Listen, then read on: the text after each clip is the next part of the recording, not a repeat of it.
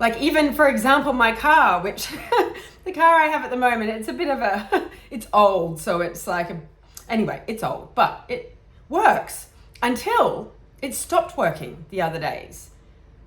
Like it was like, I went to turn it on, you're going about your day and oh my God, the car, like it wouldn't start. It sort of thought about it. And then I was like, oh my God, I can't not have a car that works.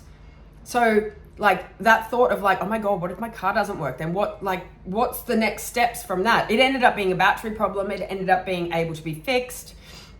It was fine, but I was like, if I don't have this car, and there was a lot of logistics involved because where I got it from is not near here. So, but the car I couldn't drive it to where it was to get it fixed. So actually even having them allow me to get it fixed where I am, like the gratitude in that, because like, I know I'm rambling, but do you see my point? Like the gratitude that your car works, the gratitude that it does start. It's these little things that we're not noticing because we've sort of pushed them to the side as unimportant. But